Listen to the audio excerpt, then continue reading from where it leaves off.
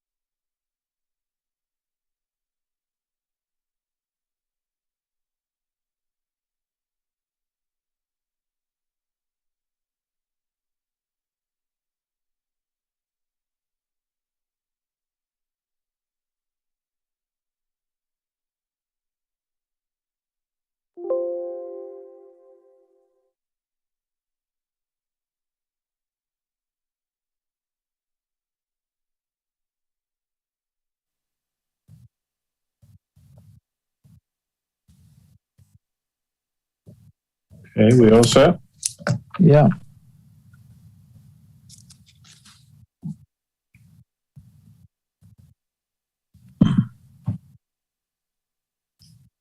Good evening, everyone. I'm Tom Boak, Chairman of the Kennebunkport Planning Board. This is a virtual planning board meeting. We're using the Zoom conferencing format. Agenda is on the town's website, and information is there. Information is needed to participate in this is available out there on the town's website. We participate through Zoom. It's webinar 885-8540-4840. Can also call in by phone at 929-205-6099. As always, you can watch us on channel 1301 or stream on the YouTube Kennebunkport television. During the meeting, only the members of the planning board and the current participant will be selected by the board with audio muted, except when the board solicits public input. This is the only item on our agenda tonight is a public hearing. So at the time after the board members and the applicant speak on the topic, we will open up to the public hearing. If you are on a phone and wish to connect, you have to raise your hand. That's *6, and mute is *9. Raise your hand in Zoom is how we pay attention to anybody that wants to speak.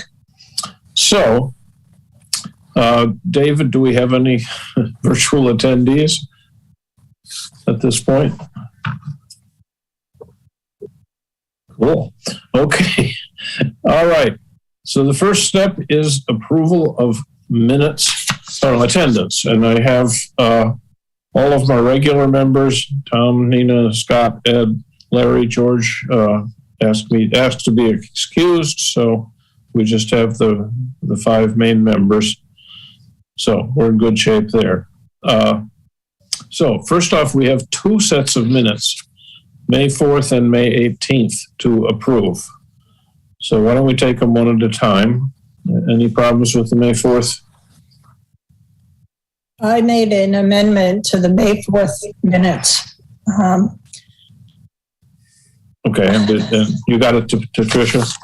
I got it to Tricia, and it's just a minor amendment on something that I said, and it's she will amend the minutes, and it's fine. Okay. So I guess we'll have a motion to amend to approve as amended. So moved. Could you read us the amendment? Yeah. If we're going to approve it. I don't have it right in front of me. Let me see if I can find it.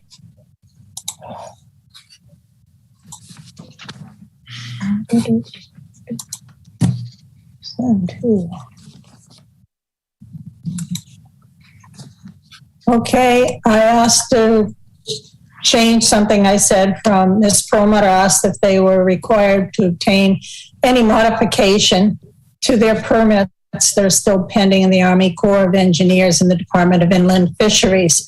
Actually, I made an amendment. I asked if they were required to obtain any modification for underwater wires to their permits that are still pending. That was the only change. So I wanted to clarify, I wasn't asking about the permits as they stood, but if they had to put underwater wires in their cables. Oh.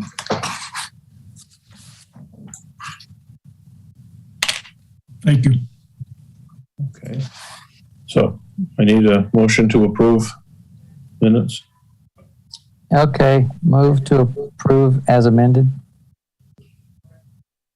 Okay. I'll second it. All right. So I'll just call the roll. I'm in favor. Nina? In favor. Scott? In favor? Ed? Yes, in favor. Larry? In favor.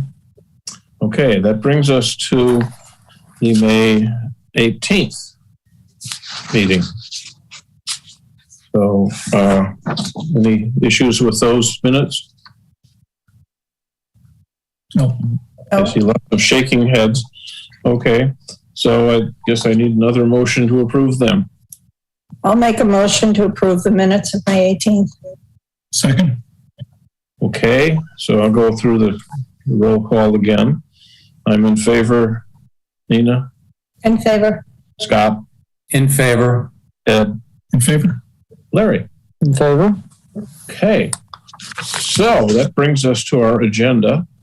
Item number 1 is 220401 Newton's Lobster Hut, a public hearing on a proposal for outside seating of up to 32 customers, 11 Mills Road, Cape Porpoise Square Zone. So do we have the Noonans out there to call in to discuss? Yep, that would be good.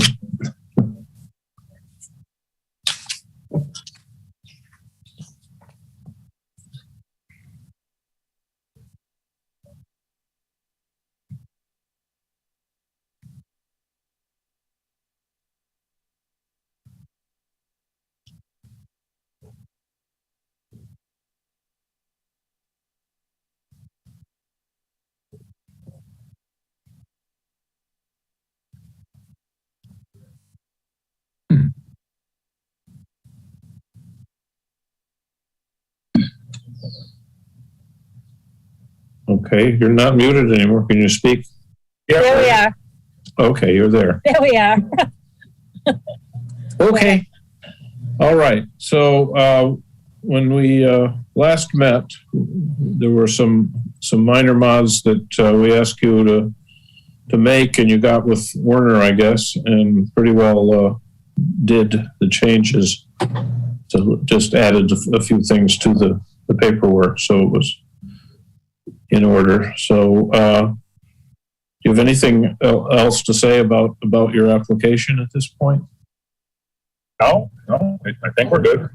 Okay. Larry, do you have any discussions? Well, I had just a couple of things. So I appreciate you updating your application. And on page 2, maybe it's obvious to you, but it's not obvious to me. There's a line that says interior square footage, existing 45.75 square feet. What is that? I don't know. I have no idea.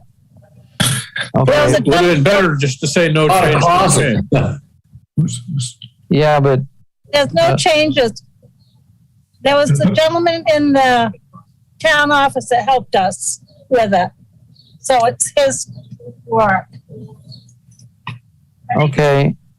But I'm going to show. Okay. All right. But I'm going to refer to this in the finding of facts, and it's not clear. I presumed it was supposed to be the square footage of your restaurant, and I know it's got to be bigger than 45 square feet. So I figure there's a decimal point error, or maybe it's square meters. I don't know.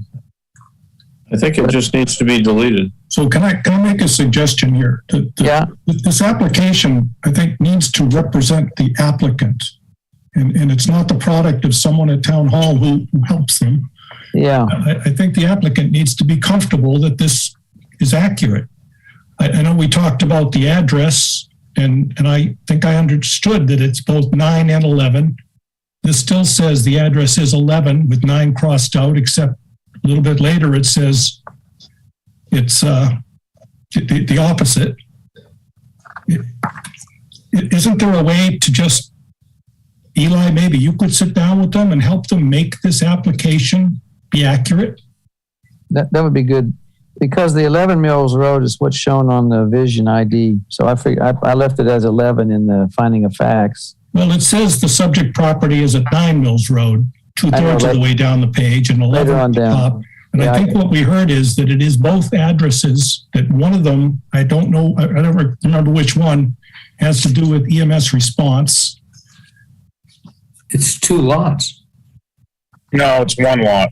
Is it? It's 1 lot Yeah, with two addresses though, because it that's right, because the was restaurant, combined. I had a lot like that. Yes. yeah. I don't think there's a problem with that. It's just the application doesn't reflect that. Yeah, it's a bit ambiguous, which is, always unnerving. We're approving this as a legal document, Yeah. we're going to refer to it in the findings of fact, and So, the applicant to say, I don't know what it means. I'm uncomfortable with that. yeah, me too. I think we will definitely work with the applicant to clarify, but maybe we could just notate, I'll notate here each instance here on the application that you want to see some clarification, and we can do that. Okay. That would be great. Yeah, thank you. So Larry, do you want to take the lead on that? What do you want to see? I mean, I mentioned several of them. I'd like to see, well, in terms of the address, I mean, the one that's shown on the Vision ID, the Vision computer output is 11, but then somehow 9 keeps cropping up. So I think we need some clarification. Is lot 9 part of lot 11? I mean, how does this work? Or just pick one, the one that's in the vision sheet. Yeah, Put an asterisk on it and say, for EMS purposes, number 9 Mills Road is used. If that's some true, kind of little note. Yeah. just annotate it. If 9, yeah, exactly. Just clarify what significance is 9 Mills Road. 9 Mills Road is the restaurant. Okay.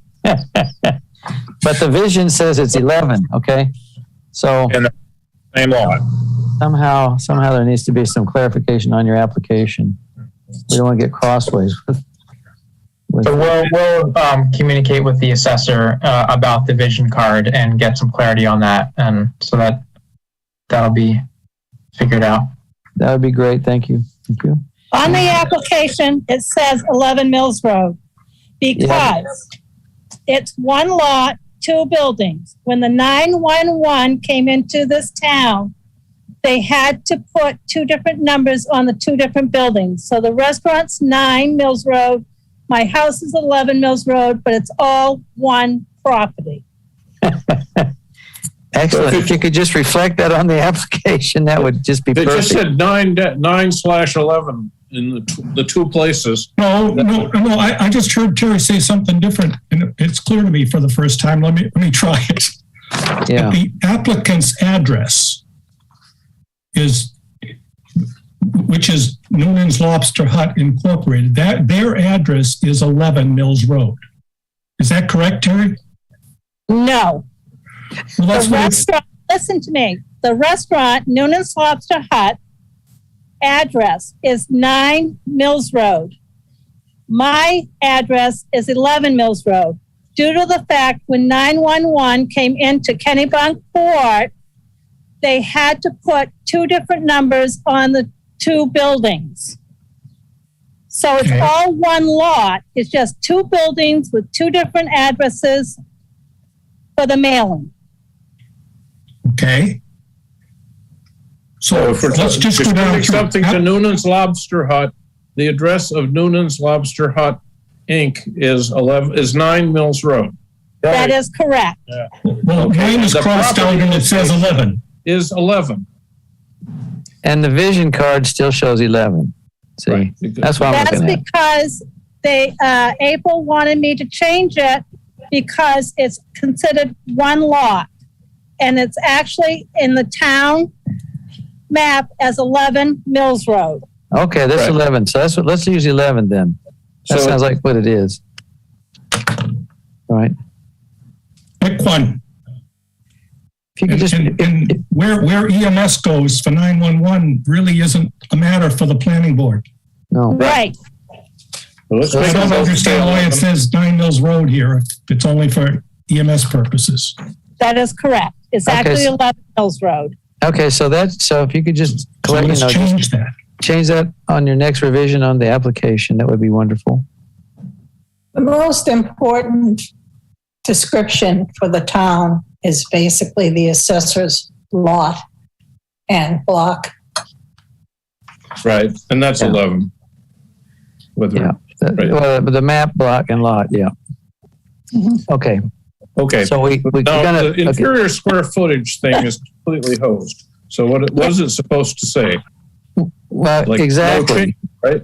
Well, it Not says no applicable. change. There's supposed to be no applicable to any of those. Okay, And so April called me the other day and she was supposed to change them. okay, so interior square footage, we're going to say not applicable, right? Right. No change. Well, no, not applicable is existing and proposed is no change. That's where we're going. It sounds like. Yes, right. Okay, got that one. But I mean, you're going to revise the application to show this, right? Just Or April. Yeah, I'll get a hold of April and have her take care of that. okay. So then, Can you just clarify whether that was NA or NC that you wanted there? NA. They're Okay. using NA as the Great. default. Thank you. Similarly for the volume expansion. And Yeah, I did- absolutely. Yeah, NA. Yeah, should be NA. Yeah. And no change for NC for no change. Yep. Okay, doing great. So then, Yeah. I looked at the parking, and that is one thing that's not clear to me because I looked at the rules and it said you have to have one parking space for every 3 seats, I guess. So you have 84 seats inside, and you have you're proposing to add 32 outside, which means I think you need 39 parking spaces. But you're We have using both of them. 40. Okay. So that didn't show Oh, up. 46, sorry. That didn't show up in the application.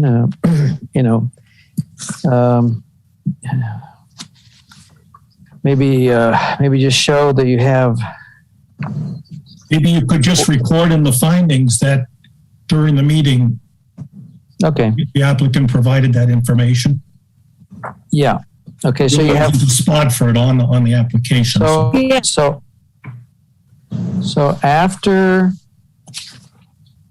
you've used a portion of the parking for the outside seating, you'll still have 46 parking spaces. Is that correct?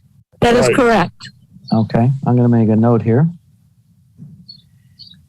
Okay. Then I got the, so this one, and so then I got the map. I appreciate the map that you included that shows the 75-foot setback and the 250-foot setback. And, that looks great. And I think that is with reference to the zone map 2010. So that seems to clarify that issue. So that was really all my questions. So I guess right now, if you'll just go ahead and update the application to refer to 11 and NA, and that'll be good. And Eli, you know what that information, what to change? You can tell it. Yeah, Okay. yeah. We'll work with Terry there and get that put together. All right. All So, right, thank you, Eli. okay. So if there are no other planning board questions, I will open the public. I have a question. Oh, I'm Okay. sorry. All right, I'm a little confused here, okay? All right. In the Cape Porpoise Square Zone, which I think this is, correct? Yeah. The restaurant is a conditional use, Correct. but it's also shoreland zone. Yeah. It's not a permitted use in the shoreland zone. So that makes it rather non-conforming. And are we expanding a non-conforming use there by expanding the restaurant into more area? Now, under certain circumstances, if you look back at the case of Frost v. Lucy, that hotel extended hours and invited in more people, but they didn't expand the area. And so it's kind of a foggy area for us. Well, I'm glad you brought this up, Nina, because this is actually an issue I wasn't going to mention. However, now that you brought it up, Now that I've thrown the now that you, yes. So referring to the map that we got showing the resource protection and shoreland areas, right? Which reflects the zone map, right? 2010 zone map. Okay. I looked at the land use ordinance, okay? And so I'm looking at page 4-26, which is structures and setbacks, okay? Right. So paragraph 4.17. All structures in the shoreland zone shall be set back 75 feet. And also, and areas in the resource protection shall be set back 250 feet. So, But that's from the normal high water mark of bodies of water. okay, well, but if you look at the map and you reverse those two definitions, then the whole area in question is not in the shoreline zone anymore. So, What? So, right, because on the map, you know, referring to the zone map 2010, it does show that the shoreland zone setback is 250, but according to this wording, the shoreland is 75 feet. So I don't know, you know. Setback from the shoreland zone from a body of water is 75 feet. Okay. If there's a body of water behind, and it would be in the resource protection zone too, from the looks of this map, then your building would need to be 75 feet from that body of water. Yeah. Okay. That doesn't, it doesn't change the shoreland zone.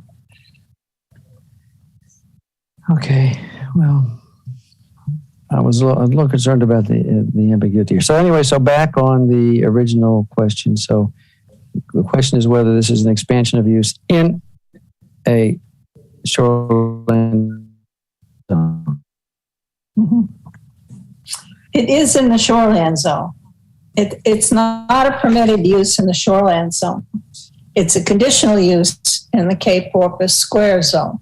You're not in the resource protection zone, so you don't have to really worry about that, where you're trying to go. My question is, you know, they would have to ask for an exception here, I think.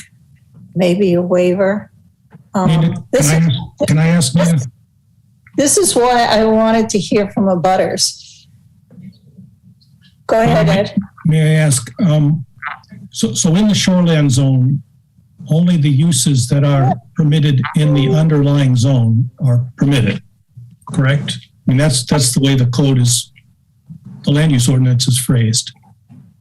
Right. Is it your position then that permitted uses in the underlying zone do not include those requiring review by the planning board? In other words, that conditional uses are not permitted?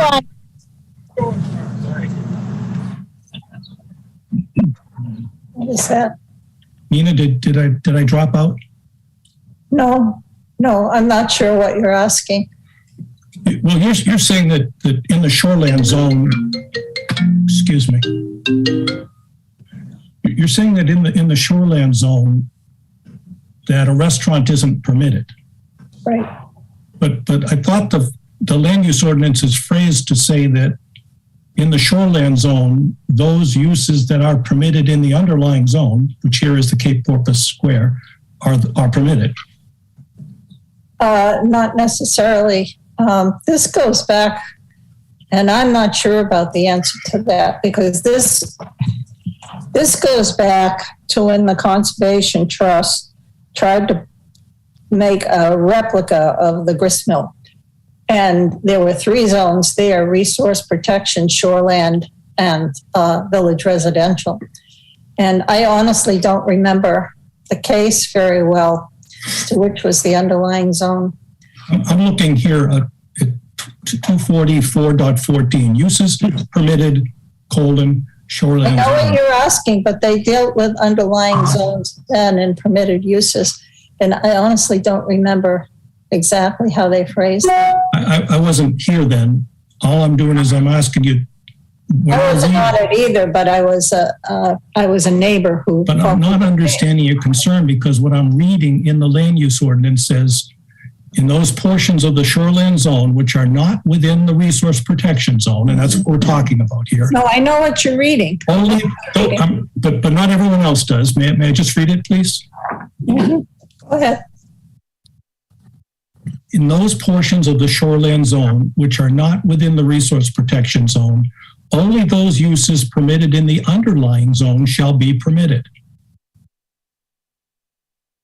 So the underlying zone here is the Cape Porpoise Square zone. Is it? Yes. What else could it be? Yes. Yes, Cape Porpoise Zone, yeah. Eli, help me out here. Is this Well, ambiguous?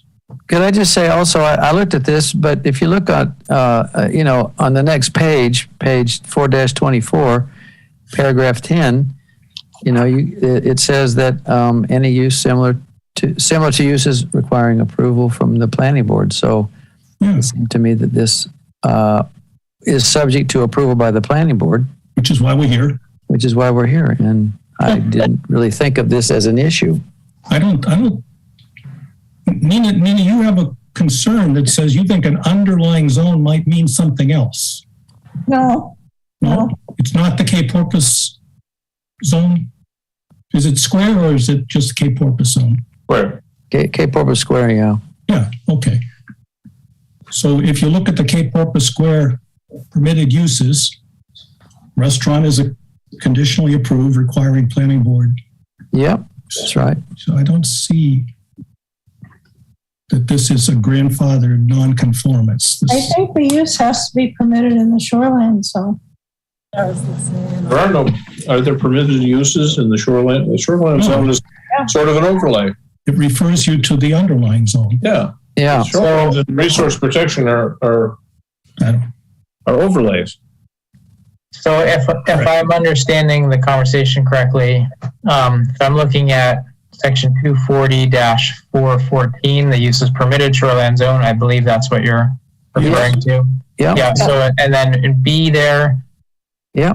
it says activities and land uses requiring approval from the planning board in accordance with provisions in Article 10.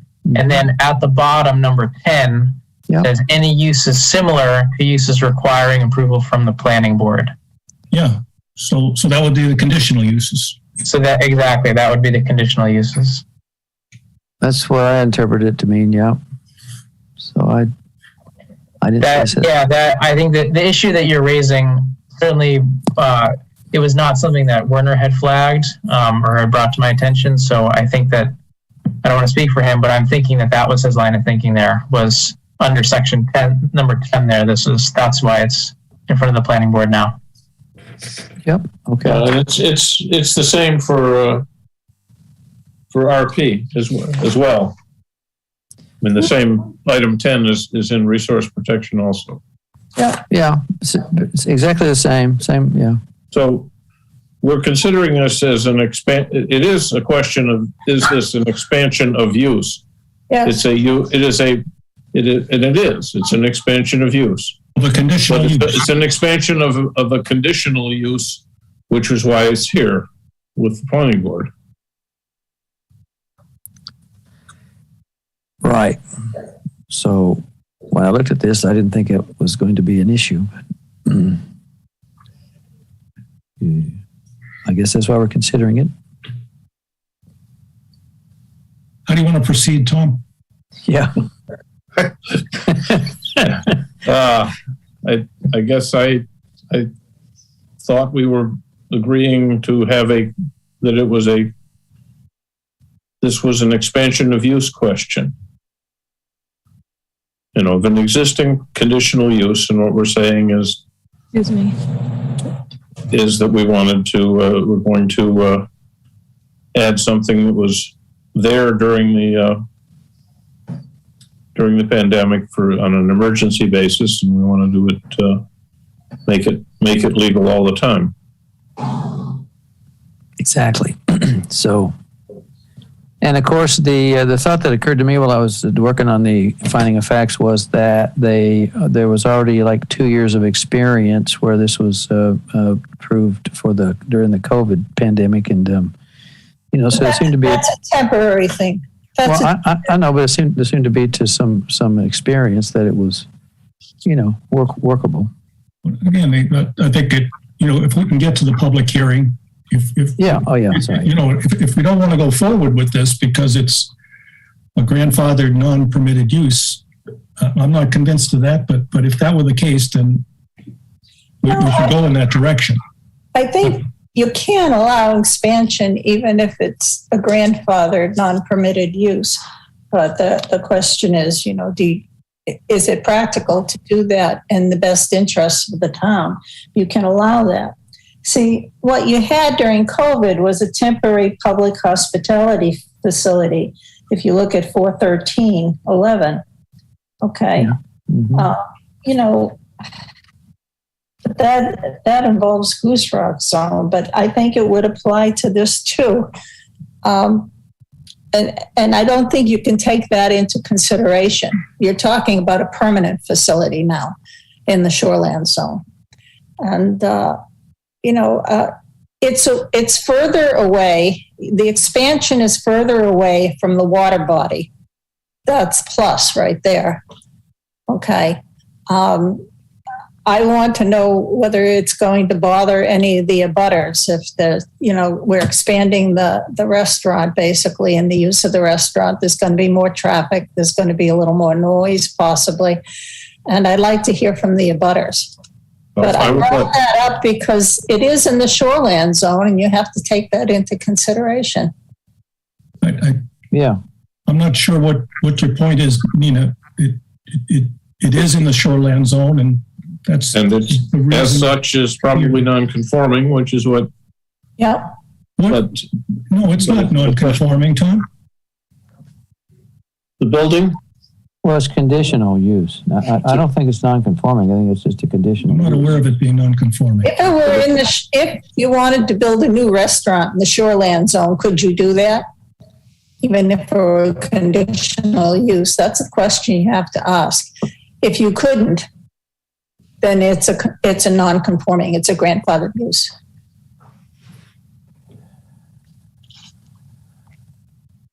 I think that it says here, as I read it, and as what I was asking, I'll ask Eli again. This says here that a permitted use, if you wanted to build a single-family residence in the shoreland zone, that it is permitted if it's permitted in the underlying zone. I couldn't do that when I was building a house in the shoreland zone. It's 150 feet. I had to stay back. Yeah, I have to stay. My lot here is carefully crafted so that my house is not within 75 feet of the shoreland stuff. I just want to kind of just point out that there is a big distinction because we're not talking about a structure. And so just to one of the notes that Werner left me with was, I think the reason that the expansion of the existing conditional use is even, being considered or brought to the planning board is because there is no additional structure, and that the picnic benches are going on existing hardscape and existing impervious surface. Right. And they're temporary. They can be taken away. Yes, exactly.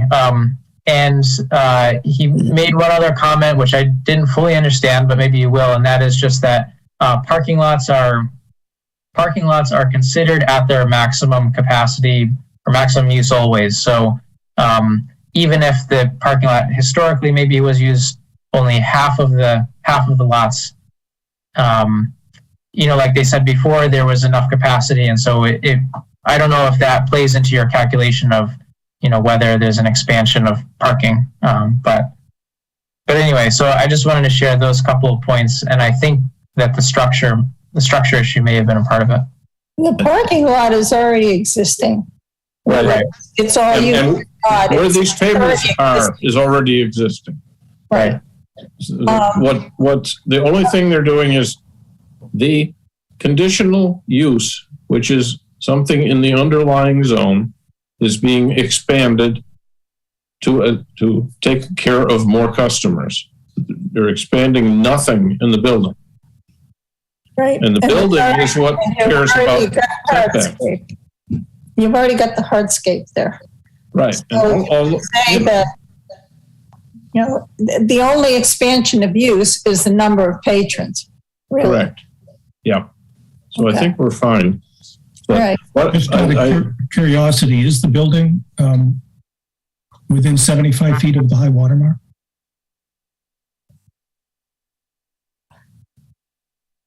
It does. That was Tom's point, is that, he couldn't go and Nina, you couldn't build within 75 feet of the high water mark. And that is a constraint. No, I couldn't build 417. I couldn't build in the shoreland zone. The shoreland zone was considered, 75 feet from a high water mark. right. That's Well, the it's definition of a 250. shoreland zone. 250, right? The setback is 250, 250. Okay, 250. right? The 75 is the structure setback. Right. Well, I couldn't build within that 75 feet, that's for Correct. sure. So I'm asking, is just coincidentally, is the building within 75 feet of the high water mark? I have no idea. Not that we're expanding it. If you look at the map, it looks like there's a little bit that encroaches, Okay. not very much.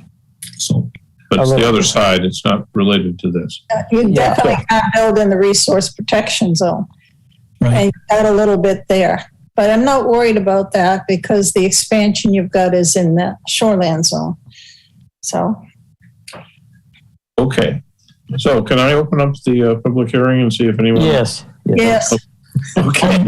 You guys agree? I'm all set. Tom, you can, as long as you're saying you'll come back to the board for Oh, yeah. read our comments and questions. Of Right. course. Okay, thank I you. would like to open up the public hearing. Anybody out there who would like to contribute? Abutters, neighbors?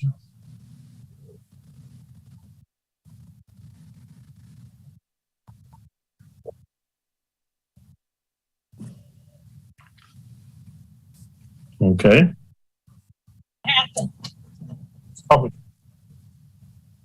Sammy's about to give. Can you hear me? Yes, Okay, awesome. So I am not in a butter, nor am I a neighbor. Live about a mile up the road, but I am on here in support of Noonan's, a frequent patron and visitor there. During the last 2 years with COVID, I did see, the success, of the outside dining and, just how, much the patrons, loved it and enjoyed having that aspect and, asking, why the workers there, why they didn't do it sooner, and in talking to, the owners, Terry and Yogi,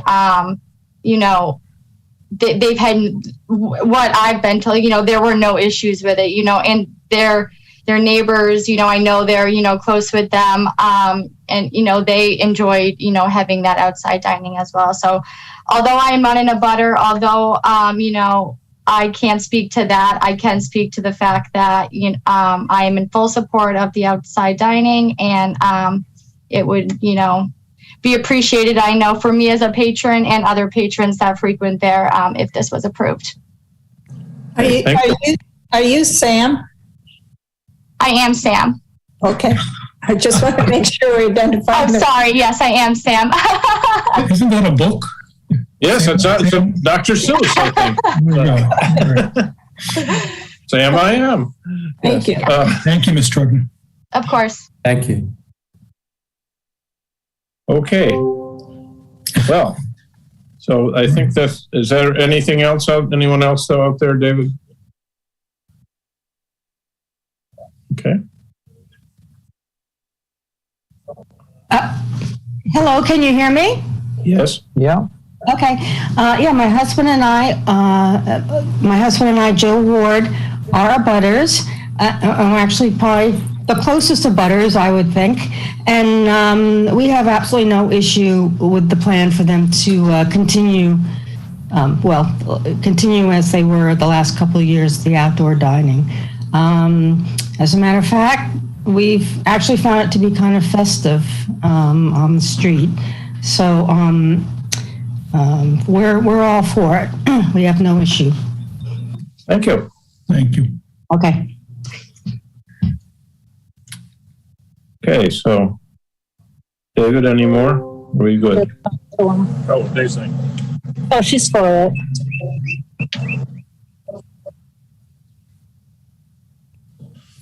Okay. Well, then I'm going to close the public hearing, and now we'll go back to board members if we have further comments or questions. Go ahead, Ed. Tom, I just wanted to ask the board, do you think we should capture as a condition the requirement to protect the patrons and the outdoor seating with a safety barrier? I know we got an email describing the fact that the fire chief and the code enforcement office went and inspected it and agreed on an approach, but that there's still work to be done to procure, if I understood the email correctly, to procure the barriers. Should we include that as a condition of approval, or is that just going to happen on its own anyway? And then we should just maybe note it as a finding.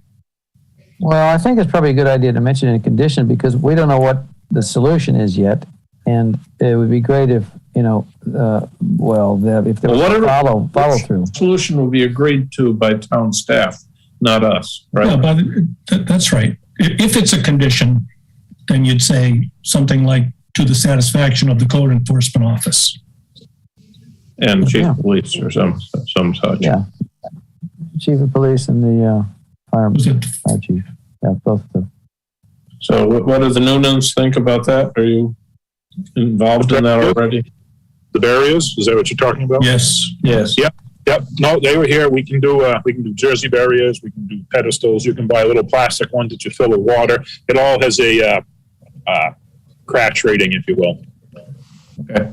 So basically, we'll put in a condition that you Sure. Work with the code enforcement in the town to get the appropriate barriers. Right. Yep. That's perfect. Yeah, we can do that. Thank you. Okay. So, anyone else? I'd like to move that, assuming the editorial changes in the paperwork that we talked about, that we would consider this application approved.